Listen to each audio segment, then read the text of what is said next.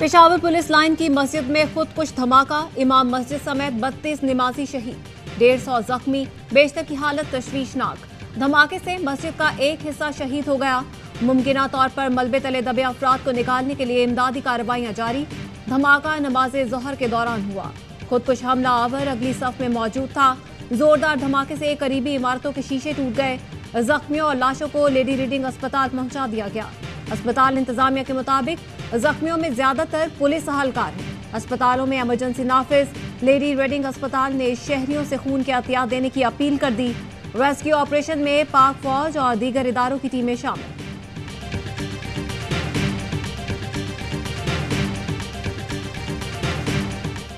Police line का office है, उसके अंदर धमाका हुआ है। मस्जिद की जो छत है, अंदर की छत है, वो गिर गई है और उसके अंदर से भी आवाज़ें आ रही हैं। लगता है कि अब भी मलबे के अंदर लोग दबे हुए हैं। खदशा है जख्मी अब भी मलबे तले दबे हैं। रहनुमा जमात इस्लामी इनायतुल्लाह की आबाई न्यूज़ से गुफ्तगू। कहा मलबे के अंदर से अब भी आवाज़ें आ रही हैं। एक रिश्तेदार की अंदर से कॉल आई, मलबे से निकलने में मदद की अपील की।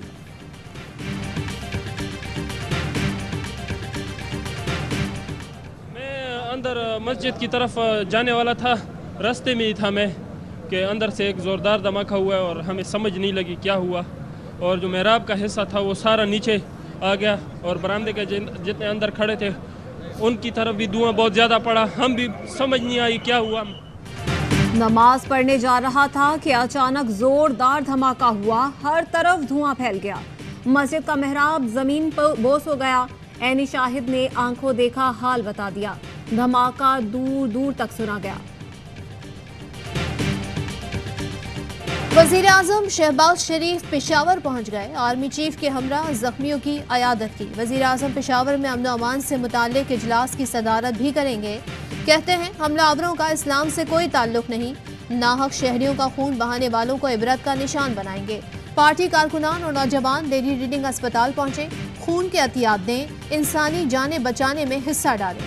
वज़ीर ख़ारजा बिलावल भुट्टो, इमरान खान और आसिफ जरदारी समेत सियासी और समाजी रहनुमाओं की धमाके की मजम्मत। इमरान खान ने कहा दहशतगर्दी के बढ़ते खतरे से निपटने की ज़रूरत है। इंटेलिजेंस को बेहतर और पुलिस को मुनासिब सहूलतों से लेस करना होगा। बिलावल भुट्टो बोले ज़िमनी और आम इंतखाबात से पहले दहशतगर्दी मानी खेज है।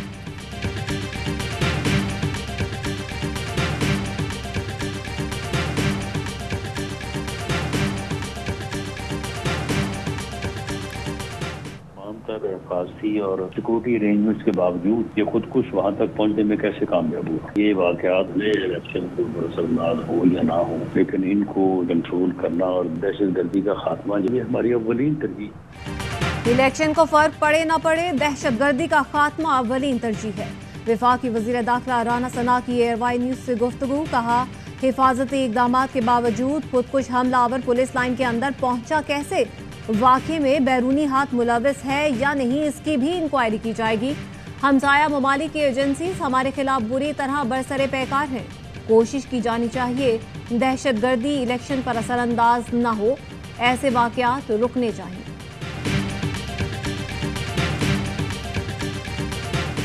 लाल हवेली का उन्होंने हुक्म दिया है कि ये सील ख़त्म किए जाए, ये शेख रशीद की मलकियत है और मैं सील तोड़कर ऊपर से आपसे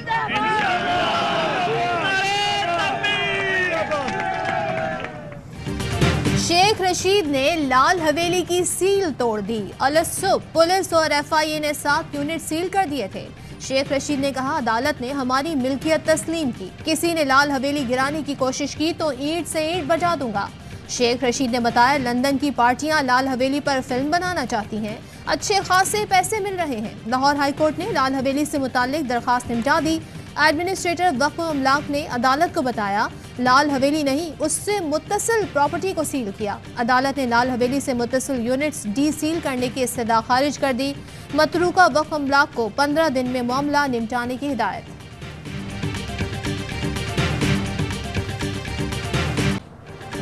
इलेक्शन कमीशन को धमकियां देने का केस। इस्लामाबाद की मकामी अदालत ने फवाद चौधरी को जुडिशल रिमांड पर जेल भेज दिया। आज तो मुंह पर कपड़ा नहीं डाला, जज का सवाल, जी नहीं, फवाद चौधरी का जवाब। पीटीआई रहनुमा ने अदालत को बताया 6 दिनों में 2.5 घंटों से ज्यादा नहीं सोया। सर्दी में गाड़ी के पीछे डाले पर बिठाया गया। फवाद चौधरी की जमानत के लिए दरख्वास्त सेशन अदालत में दायर, समाअत कल होगी। बाबर अवान कहते हैं उम्मीद है कल फवाद चौधरी की जमानत मंजूर हो जाएगी। वकील फैसल चौधरी ने कहा कभी जुडिशल रिमांड के बाद जिस्मानी रिमांड दोबारा नहीं हुआ। हथकड़ी फवाद को नहीं, आइन और कानून को लगी है।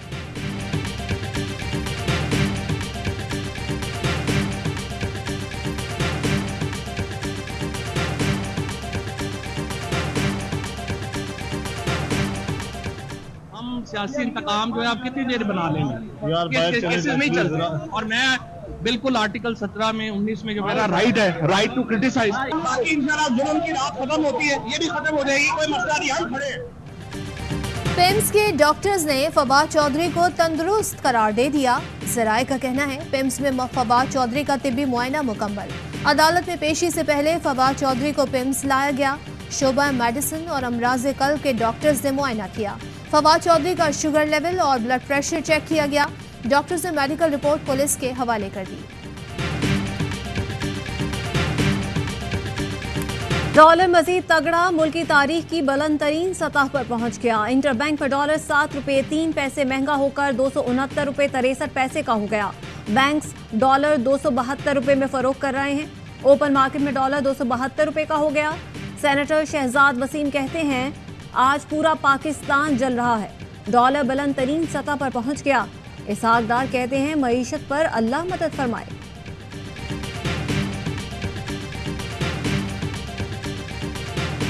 डॉलर 200 से नीचे आएगा, मईशत बेहतर हो जाएगी। IMF से डील का मुझे अच्छा तजुर्बा है। वजीर खजाना बनने से पहले इसहाक डार सुहाने ख्वाब दिखाते रहे, बड़ी बड़ी बातें और दावे करते रहे। वजारत मिली तो सारी हिकमत जमी बोस हो गई। डॉलर तारीख की बुलंद तरीन सतह पर पहुंचा दिया। 1 लीटर पेट्रोल भी 250 रुपए का कर दिया।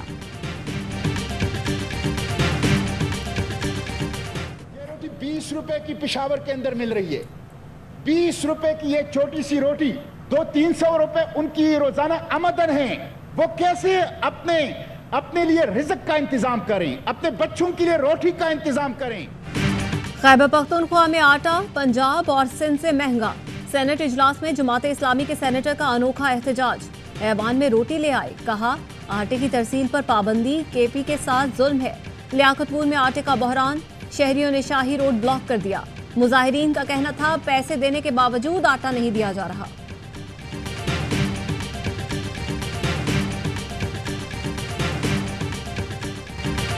कत्ल के मंसूबे का इल्जाम। आसिफ जरदारी ने इमरान खान को 10 अरब रुपए हट जाने का कानूनी नोटिस भेज दिया। इमरान खान 14 दिन में गैर मशरूत माफी मांगे, बसूरत दीगर हट जाने का सामना करना होगा। इमरान खान ने अपने खिताब में कहा था कि उन्हें कत्ल करने के लिए प्लान C बनाया गया है, जिसके पीछे आसिफ जरदारी हैं और उन्होंने कत्ल के लिए दहशतगर्द तंजीम को पैसे भी दिए हैं। शेख रशीद का इमरान खान के कत्ल के लिए आसिफ जरदारी पर दहशतगर्दों से खिदमात लेने का इल्जाम।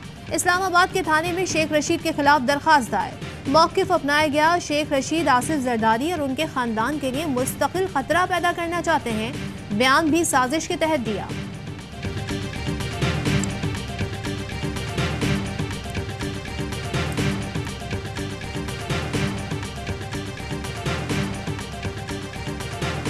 चेयरमैन PTI इमरान खान पर हमले की जगह से 31 गोलियां या खौल मिले। 2 गोलियां क्लाशनकोव की हैं, 4 गोलियां नवीद के असलहे से चली।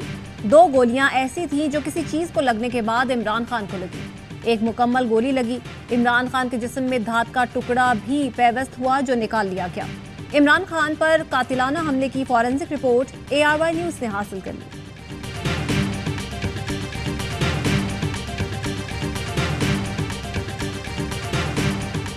स्वाबी के नबाही इलाके में 2 दहशतगर्दों ने खुद को धमाके से उड़ा दिया।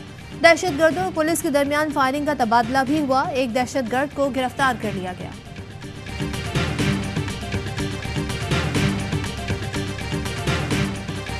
रूस के साथ तवील और मुस्बत ताल्लुकात के ख्वाहा हैं। दोनों ममालिक के दरमियान बाहमी ताल्लुकात खित्ते के लिए बेहतर हैं।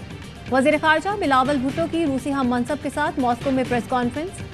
कहा अफगानिस्तान में अमन और इस्तेहकाम के लिए रूसी वज़ीर ख़ारजा से गुफ्तगू हुई। यूक्रेन समेत तमाम तनाज़ात के पुरअमन हल के ख्वाहिशमंद है।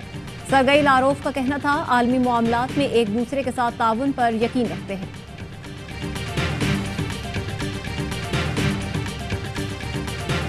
इलेक्शन 90 दिन में ही होने चाहिए, हम जमहूरियत की हिफाजत करेंगे, ये अदलिया की जिम्मेदारी है। पंजाब में इलेक्शन की तारीख न देने के खिलाफ पीटीआई की दरखास्त की समाअत के दौरान लाहौर हाई कोर्ट के नमाज बैरिस्टर अली जफर ने दलाइल दिए। असेंबली तहलील के बाद गवर्नर आईनी तौर पर 90 दिन में इलेक्शन कराने का पाबंद है। असद उमर ने बताया खैबर पख्तूनख्वा में इलेक्शन की तारीख के लिए भी हाई कोर्ट से रुजू करेंगे। तैयारी न करके आने पर अदालत का सरकारी वकील पर बरहमी का इजहार। गवर्नर पंजाब इलेक्शन कमीशन को नोटिस जवाब तलब कर लिया।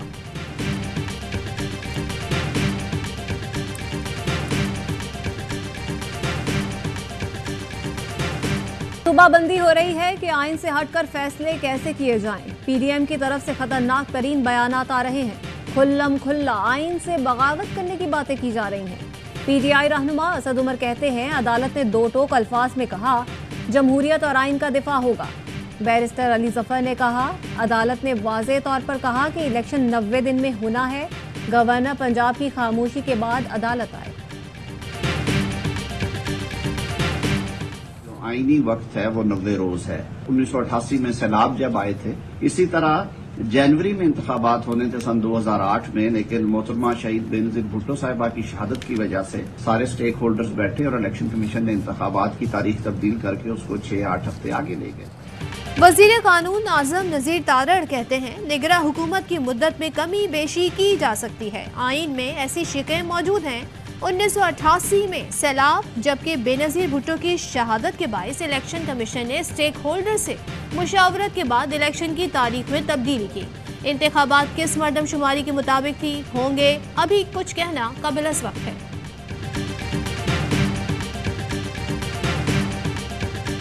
सदर यूएई का दौरा पाकिस्तान खराब मौसम के बायस मुलतवी कर दिया गया।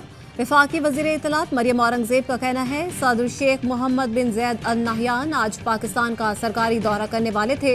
उनके दौरे में यूएई और पाकिस्तान के दरमियान दो तरफा ताल्लुकात और मुख्तलिफ शोबों में ताउन को बढ़ाने के तरीकों पर तबादला ख्याल किया जाना था। मुअज़्ज़ज़ मेहमान के दौरे की नई तारीख का ऐलान बाद में किया जाएगा।